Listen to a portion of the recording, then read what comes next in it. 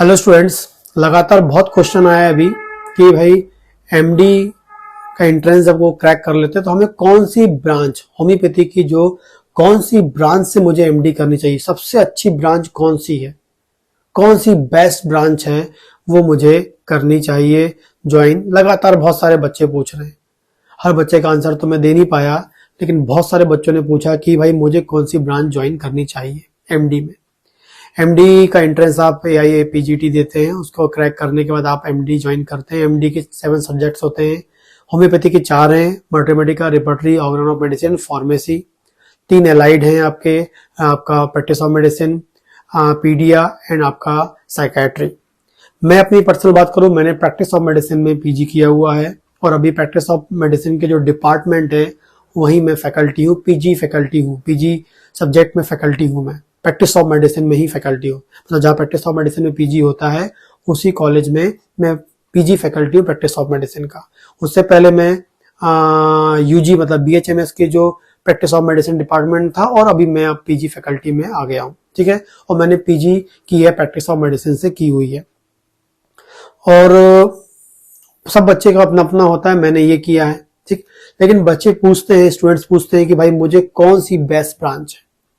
तो मैं आपको बता दूं, कोई भी ब्रांच से आप करें, कोई भी ब्रांच आप करें, सब ब्रांच बिल्कुल बेस्ट है। क्योंकि फाइनली जब आप यदि आप कॉलेज में ज्वाइनिंग या कॉलेज में आप टीचिंग करना चाहते हैं फ्यूचर में, उसके पॉइंट ऑफ व्यू से पूछेंगे तो एक अलग कॉन्सेप्ट है। और यदि आप क्लिनिकल पॉइंट ऑफ व्यू से पूछेंगे तो क्लिनिक के लिए तो आपको कोई भी ब्रांच से कर लें, क्योंकि आप जब अपने बोर्ड में लिखेंगे होम्योपैथी में एम लिखेंगे, एमडी कोष्टक में HOM डॉट लिखेंगे, होमी लिखेंगे, ठीक है, या होम्योपैथी लिखेंगे। किसी को कौन ना पता है कि आपने पीडीएस से किया, साइकेट्री से किया, आपने मटेरियल से किया है, वो तो आप एमडी हैं। और क्लिनिकल प्रैक्टिस में आप अपनी कर सकते हैं, कोई भी ब्रांच से करते हैं। लेकिन ये टीचिंग पॉइंट ऑफ व्यू से जाते हैं, टीचिंग पॉइंट ऑफ व्यू से आप जाएंगे टीचिंग करने के लिए, क्योंकि फ्यूचर में एमडी स्टूडेंट टीचिंग तो करेगा ही, क्योंकि भैया तुमने डिग्री लिया है तो आपको टीचिंग करना ही है।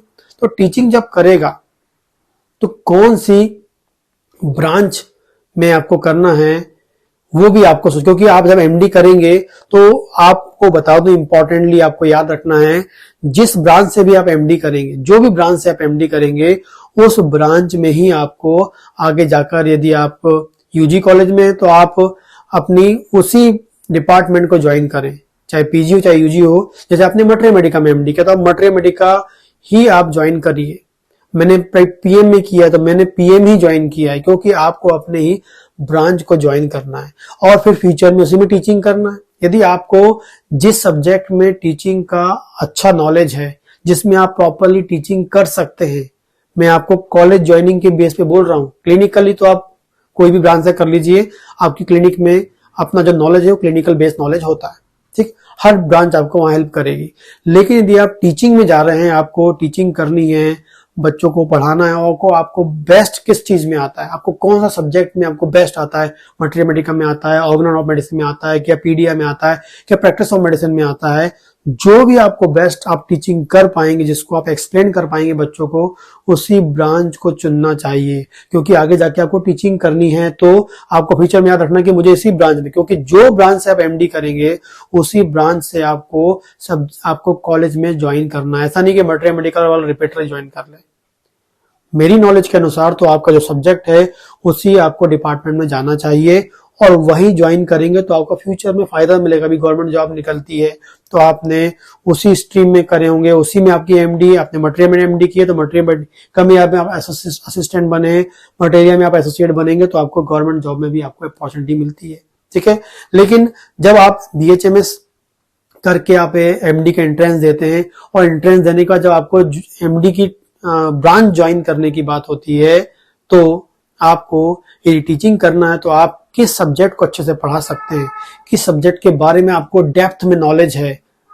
हर सब्जेक्ट तो हर किसी सब स्टूडेंट को आता नहीं है, कोई ना कोई सब्जेक्ट हर किसी का फेवरेट होता है जो उसको अच्छा आता है। यदि वो सब्जेक्ट में आप परफेक्ट हैं, उसी सब्जेक्ट की ब्रांच आप ले लीजिए, क्योंकि उसी पे आप अच्छा कर पाएंगे। क्योंकि यदि आपने मटेरियल आपको अच्छा आता है और आपने ले लिया रिपर्टरी, आपने ले लिया पीडिया, तो आपको हो सकता है कि टीचिंग में दिक्कत जाए, पढ़ा तो सब सकते हैं, आप पढ़ेंगे और पढ़ा देंगे जाकर, लेकिन जो बेस्ट होता है आपका, जो अंदर से आपको आता है, उसी ब्रांच को सेलेक्ट करें। जो आपको आता है उसी को सेलेक्ट करें, उसी को टीचिंग आप फ्यूचर में करेंगे तो हेल्प मिलेगा। इस तरीके से आप ब्रांच को सेलेक्ट कर सकते हैं जो आपको आता है, क्योंकि फ्यूचर में टीचिंग तो करनी है। तो जो भी बच्चा अभी AIPGT जिनने क्रैक हो चुका, अभी तो एडमिशन हो चुके हैं, लेकिन फ्यूचर में भी आप अभी AIPGT क्रैक करते हैं और आप सिलेक्शन करना चाहते हैं अपने सब्जेक्ट का कि बेस्ट कौन सी ब्रांच है, तो वो आप सेल्फ ही कर सकते हैं। कोई मैं बता नहीं सकता हूं कि आपके लिए बेस्ट है। हर ब्रांच बेस्ट है, सब में जॉब निकलती है, सबका अपने इंपॉर्टेंस है, सब डिपार्टमेंट में सबके लिए सीट्स होती हैं। चाहे UG PG की हम बात करें, जो आप टीचिंग में जाएंगे जॉब में तो आपको होती है, लेकिन आपको कौन सा सब्जेक्ट अच्छा आता है, किस में आप फ्यूचर में टीचिंग कर पाएंगे, किस में आपको बेस्ट नॉलेज, क्योंकि जब आप टीचिंग करेंगे तो आप जब टीचिंग करने जा रहे हैं तो आपको बेस्ट नॉलेज होना चाहिए, क्योंकि जो भी स्टूडेंट कहीं आपसे क्रॉस क्वेश्चन कर ले और वो आपको ना बन पाए। लेकिन यदि आपको पहले से उसमें जुनून है, पहले से आपको अच्छे से आता है, आपका उसमें नॉलेज है, तो आप जब टीचिंग करेंगे तो आपको भी अच्छा लगेगा और जो बच्चा है वो भी आपसे प्रॉपर्ली लर्न कर पाएगा, अच्छा सिखा पाएंगे उसको, आप अच्छा नॉलेज दे पाएंगे और आपको टीचिंग करने में भी आपको डर नहीं लगेगा और आपको फियर नहीं होगा और आपको प्रॉपर्ली आप एक्सप्लेन कर पाएंगे, आई कांटेक्ट कर पाएंगे स्टूडेंट से, क्योंकि टीचिंग करना भी एक टफ टास्क होता है। क्योंकि लगातार जब आप क्लास में जाते हैं और क्लास में आप जब 1 घंटा ही आपको टीचिंग करना होता है, यदि आप पहले आपने टीचिंग कभी नहीं की तो बहुत दिक्कत होती है। जैसे मैं अभी आप वीडियो बना रहा हूँ और मुझे वीडियो बनाना तो इसमें भी बहुत दिक्कतें होती हैं। शुरुआत में सभी को दिक्कत होती, मुझे भी होती थी। आज के टाइम में मैं फ्रीली बोल पाता हूँ इन फ्रंट ऑफ कैमरा के सामने प्रॉपरली बोल पाता हूँ, क्योंकि मेरा डे बाय डे मुझे एक्सपीरियंस हो रहा है। लेकिन इनिशियली मुझे भी दिक्कत होती थी। वैसे ही जब मैं टीचिंग करने गया शुरुआती में 2010 और 11 से मैं टीचिंग कर रहा हूँ, वहां से टीचिंग स्टार्ट करी तो मुझे भी इनिशियली दिक्कत थी, लेकिन मैंने वही सब्जेक्ट ज्वाइन किया था जो मुझे आता है। मैं रियली आपको बता रहा हूं, मैंने वही सब्जेक्ट ज्वाइन किया था जो मुझे BCMS के दौरान बहुत बेस्ट आता था।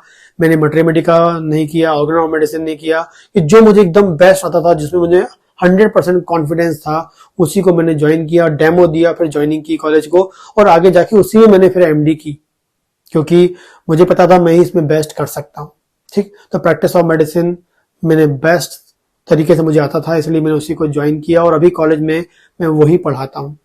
तो पहले से मैंने अपना ऑब्जेक्टिव बना लिया था कि भाई मुझे इसी ब्रांच में करना है। ऐसे मेरे एक फ्रेंड है जिन्होंने मैथमेटिका में की है, उनको मैथमेटिका बहुत डेप्थ में आती है, उनका आप लेक्चर देख लेंगे तो बहुत नॉलेज है। उसी में उन्होंने MD किया और उसी में अभी आप वो टीचिंग कर रहे हैं। एक मेरी ऐसी फ्रेंड है, उनको फार्मेसी में अच्छा नॉलेज था, फार्मेसी के बारे में सोचते थे, उन्होंने फार्मेसी में किया। तो इसी प्रकार से आपको जिस सब्जेक्ट में आता है वो उसको ज्वाइन करें और अपनी टीचिंग के बारे में सोचें। जब आप ज्वाइन करें तब से टीचिंग के बारे में सोच लें, क्योंकि आपने जो आपका फोकस नहीं, आपने कुछ भी कर लिया और जाके आपको टीचिंग करनी पड़े। क्लिनिक में तो हर ब्रांच आपके लिए बेस्ट है, कोई ब्रांच से कर लीजिए, MD आप लिख लेंगे, आपका जो नॉलेज है क्लिनिकली अलग होता है। इस तरीके से आप चॉइस कर सकते हैं, हर ब्रांच बेस्ट है। बस आपको क्या आता है, कौन सी आपको सब्जेक्ट में आपको महारत हासिल है, उसी ब्रांच को ज्वाइन करें ताकि टीचिंग प्रॉपरली कर सके। ठीक, इसके बावजूद भी कोई क्वेश्चन तो आप मुझे कमेंट कर सकते हैं, जिसका मैं आंसर देने की पूरी कोशिश करूंगा।